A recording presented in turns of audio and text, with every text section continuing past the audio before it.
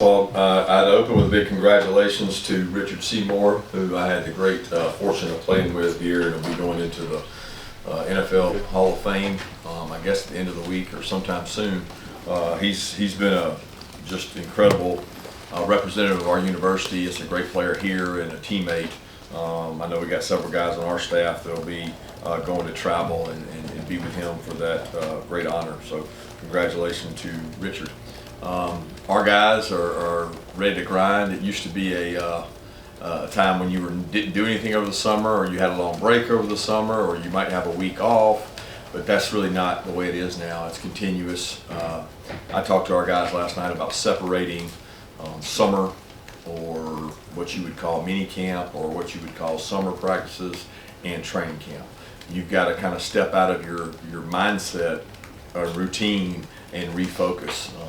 Talked about some of the guys I talked to in the NFL currently and what they do, and trying to transition our brain from one stage to the next stage. And we kind of talk about locking in and locking out. You know, lock into what you got to do and lock out everything outside of it and the noise. It's one unique time for a college athlete where you really don't have class. You know, our guys actually are finishing summer school classes, but in the next coming days they won't have any class. They get to focus solely on football. They spend 11 to 12 nights in a hotel where they have no responsibilities other than football, and it's kind of when the toughness and mental and physical toughness starts to take place for your roster and your team. So there's no way to really build for it other than to do it, and that's the stage we're in, and we're really focused on getting better. You know, we got a lot of good players to replace, and we got a lot of good players to replace them with. So it's about getting the right guys on the bus and getting the guys in the right seats, just like it is every year. But I'm excited to get out there and get to work with them. Today will be our first time on the field, putting on helmets and getting after it together. I don't have an injury list to go through, but obviously you guys will want to ask questions, and I'll answer everything I can from an injury standpoint. So open it up for questions. If you have a question, raise your hand and we'll get a floor microphone to you, please. Hands up.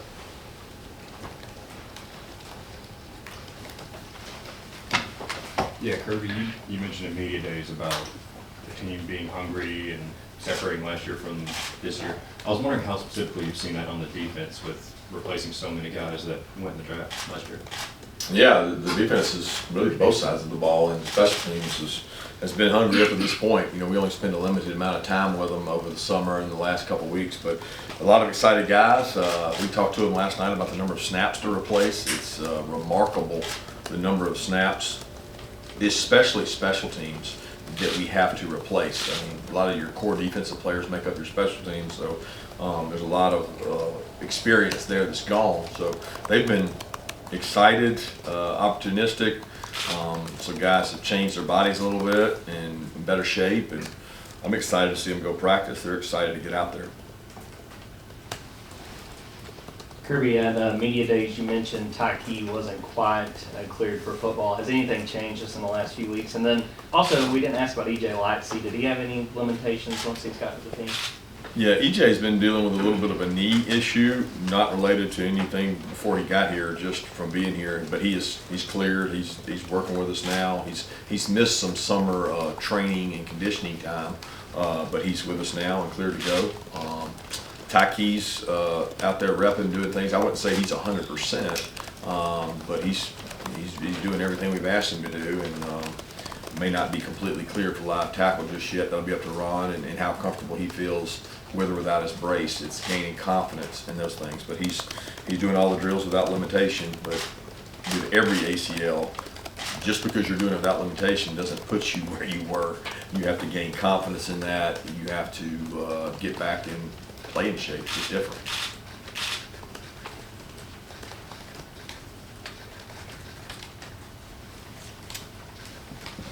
Kirby, noticed that Malachi Starks was listed as an athlete on the roster. Haven't seen that before. Do you all have intentions of trying him out on both sides of the ball this fall? No.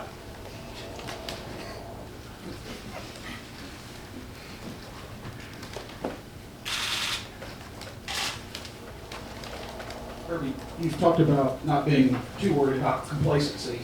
That's obviously something a lot because we're worried about coming off the championship. Why was that not a concern for you, and or it seemed to be a concern in the have you done anything different to try to kind of guard against it? I don't worry about it because you don't have a reason to be complacent. I mean, I've been on national championship teams that won it all that I was concerned about complacency because there was a lot of back. We don't really have that problem. So it's not a problem inherent to us in terms of complacency.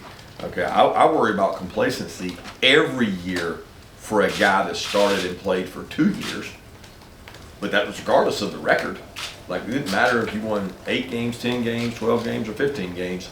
You worry about a guy being comfortable that has started multiple years and can he grow. So a lot of that's intrinsic within him of how good does he want to be? How great does he want to be? Does he want to continue to grow, develop? Does he want to improve his opportunity for the NFL? Does he want to be the best he can possibly be?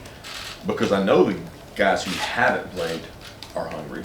We have to keep the guys who have hungry. It has nothing to do with complacency. It's not that whether we win or lose every game this year, it's not going to be because of complacency. It's going to be because of the outcomes and what we did on the grass to make that possible. But it won't be because of complacency.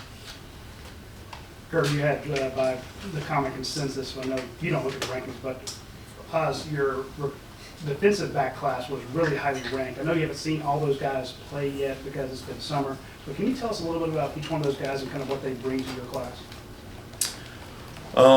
Yeah, I'm excited. I feel like most of them are not really freshmen because I guess a couple of them were with us in in spring.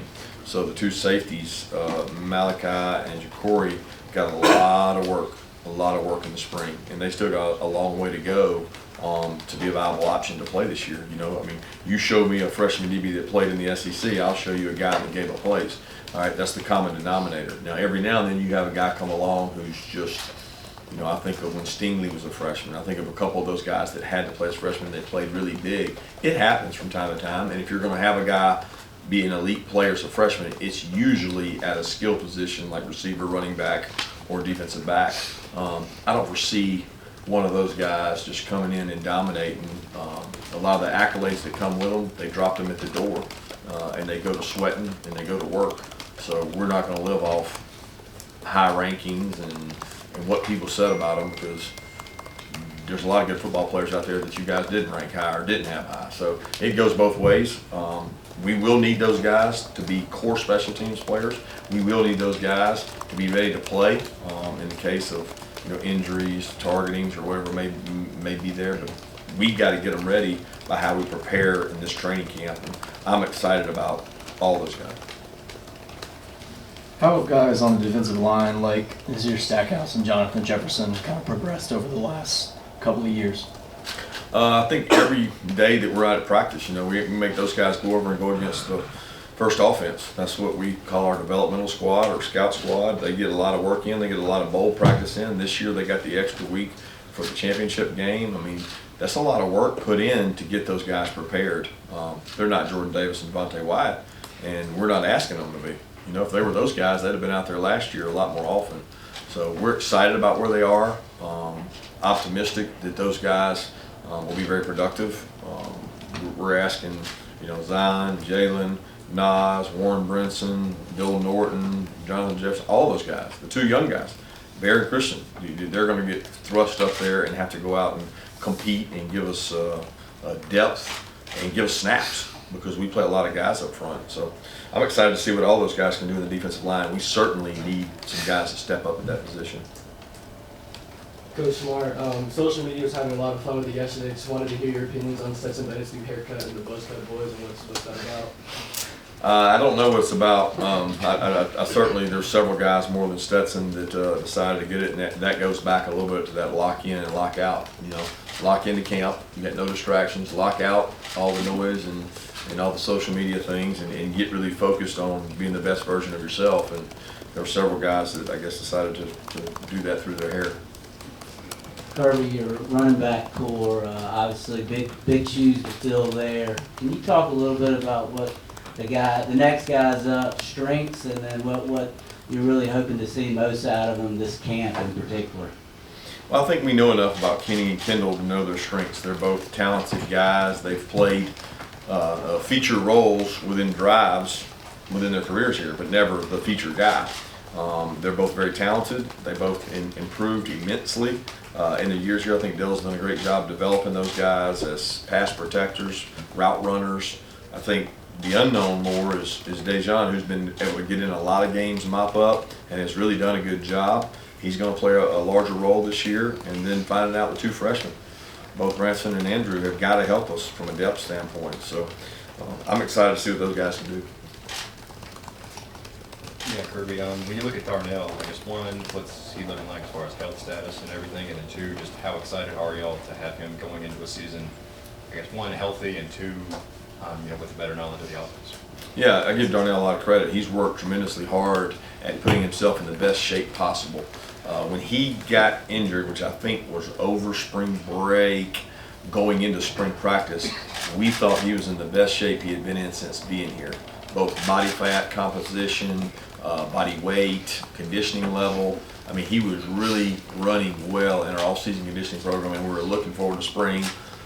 He re-injures his foot, and from there, he couldn't train the same, and he couldn't do the same things, and he's really in a good spot. You know, he's a guy that, I came in on Sunday, and he's out there running on his own on a day that was off. He's got a purpose. He's practicing to be driven, and excited to see what he can do. It's going to be important that we get him in good physical conditioning shape to be able to go to this training camp. Kirby, how do you feel about the depth you have at both tackle spots right now? It seems like there's maybe a little bit of a guard heavy team, I don't know, but as far as the tackles go, who all, and how do you feel about the depth right there? Feel great about the depth of tackle. Would probably be more concerned about guard than tackle. If I had to pick one, I mean, we've got two guys who've played winning football consistently. We've got two young guys we feel good about and think can play good football, just haven't had as much experience. And then we've got to figure out who the best guards are and what the depth is of guards. But I feel good about the tackles we have. And if anything, we've got to be able to generate some more power out of those positions. Kirby, yesterday Nick was talking about rebuilding at Alabama. What's a rebuilding year look like in Georgia? I'm not sure. I mean, I don't think you ever look at a rebuilding year in the front of it. You can certainly look in retrospect and think of things that way, but I don't think you'll ever find a coach that would say that going into the season. So I don't know exactly what it looks like here. Kirby, so how do you feel with that getting ready to face off against Dan Lanning in the Oregon game? So kind of, how are you planning to face off against him, given he has so much insider knowledge on the Bulldogs? The last thing I'm worried about right now is Dan Lanning. I mean, we've got a million battles to face before that. I'm not even thinking about Oregon. Our concern is our roster. How do we build depth? I mean, we're not even thinking about that. Like, we're so far away from that right now. We're focused on us, our team, our connection, and getting the right players in the right spots. If we do that, that's going to control the outcome of the game much more than what he knows about us and I know about him. Kirby, can you update us on Tate Ratledge and the inside linebackers? Tate has been great. He's worked really hard at his conditioning. Ron feels like he's in a position where what we did summer training would have been tougher on him coming off the injury than actual football practice. So the football practice piece should relieve some of that. Now, strain and effort to push off and double teams as we put on pads may increase that, but he's in a good spot. He's been rotating in with the first group and the second group. I do think there is a matter of coming back where you haven't passed off a twist, you haven't passed off a stunt. There's some quick back guys inside that he's going to take some reps to get that back, but certainly feel good about where he is and his toughness. Inside linebacker wise, you're talking about injuries or? Just your feeling in general, some of the personnel we might see there this year. Yeah, excited about the guys we have an inside backer, and that those guys I was excited about those guys last year. They didn't get an opportunity to flash and show their talents because of the three guys we had, but Small Munden is as good an athlete as I've seen. He has to increase his physicality, his toughness. He missed spring because of a shoulder surgery, but he's put on some good solid weight. He's a really good athlete. He played a lot of snaps on special teams. Pop played a lot of snaps on special teams. Core linebackers get valuable experience on special teams before they're the feature guy. So both those two guys got a lot of experience. Sori's come a long way. Tresman and Ryan are healthy. Jalen Walker's out there doing a good job. And then you got Lightsey. So when you start looking across the inside linebacker group as a whole, I mean, I'm fired up to see what the guys can do.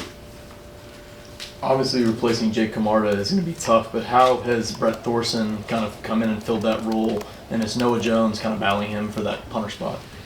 Yeah, those guys will be battling it all camp. I can't really tell how he's done other than spring. You know, we don't get to go watch those guys punt and do stuff during the summer. They work kind of independently on their own, so our first chance to see those guys will be here in the coming days. But I'm excited about what both of them can do. Noah's done a good job increasing his leg strength and his hang time, so both those guys will be competing for. It'll be a tough shoes to fill. Kurt, I wonder if you have any memories of camp days for you as a player, and you try to tweak, year after year, even the head coach, what it looks like, or is it pretty much the same plan year after year? No, it's changed every year. I think you change your plan based on your team. You know, we had a different team last year than we had this year. Yesterday was our first report day, and it looked a little different than what it was last year. Now, to the eye, to your guys, probably wouldn't be any different, but it's different to us because we got different stages. You know, we're younger in some spots. We need more of this, less of this, more lifting, less of that, more walk. I mean, there's different things we tweak, but I certainly start with the same foundation of these are the days we're going to work. This is the schedule we're going to keep, but trying to make it work better. And as far as memories of camp, I talked to the team last night about, my memories of training camp, because everybody has to get in training camp mode. And I always said I would never be the coach. They talked about how hard you had it, and you had to walk 4 miles up the hill in the snow, and we had it tougher than them. And shockingly, them had it made, and we had to go grind and do all this. But it's very evident when you see the old schedules and the format of 2 practices a day, full pads, picture day in the middle. I mean, these guys are never going to have 2 practices in the same day, and required off time is different. So the demands were certainly were more. Kirby, can you talk a bit about how this year's offense compares to last year's offense, especially with the tight end group and in general as well? Yeah, we got a very talented tight end group this year. Thought we had a very talented tight end group last year. It just was not always all present. I think part of that is staying healthy. With your quarterback coming back and a lot of the skill positions coming back and a lot of young players coming back, a lot of the offensive line coming back, there's not going to be huge changes. What there's going to be is maybe higher execution, maybe the capacity to handle a little more information and do a little more than we've done in the past, because guys are in the second year and third year, some cases, of doing it. So, we're going to challenge those guys to embrace the thought of doing more and embrace being better at your execution. It's not what play you call, it's how much better you do it than they do it. Chris Smith returns for his 5th year this year. You guys have had consistently strong safety play during your tenure here. How much does having him back help, and he might be playing next one at that other safety spot with this moving on? Chris has done a great job leading that group. I think he sets the tone each day for the work ethic. He's been a hard worker since he's been here. Tough guy, and he plays bigger than he actually is. So we're very lucky and fortunate to have Chris back to help lead that secondary unit. As far as who will be opposite him, it's a lot of guys are in that mix. Tyke's worked there some, Dan's worked there some. The 2 freshmen will factor in there, David Daniel will factor in there. So we're not looking to find the starter opposite him. We're looking to find the 4 best safeties we can find. We unfortunately last year couldn't play dime in a lot of situations. We didn't have enough DBs. We don't know what that's going to look like this year in terms of, do we have 6 effective DBs, or are we more talented at the linebacker position that we got to have more linebackers on the field? Let's take 2 more questions. Coach, can you give us 1 or 2 strengths of the guys that are going to be battling for your guard spots? You mentioned the guards as an issue. You've got a lot of guys there, but if Truss were to win, why would he do it? If Erickson were to get in there, why be the starter? Why would it work out for him? You got to give us their strengths. Yeah, the why would be based on how they practice. So I think that's hard, because going into fall camp, training camp, they might have strengths in the eyes. One guy may be better at pass pro. One guy may be more powerful. One guy may be more intelligent. One guy may be more dependable because he's there every day. and he's able to practice every day and he's not out for injury. But we're going to base the decision on how they practice, and I don't have that body of work to say what that is. But the guys will roll in there. Warren Erickson will be in there. Tate will be in there. Truss will be in there. Willick will be in there. Fairchild will be in there. I mean, all these guys are factors in there to compete for this job.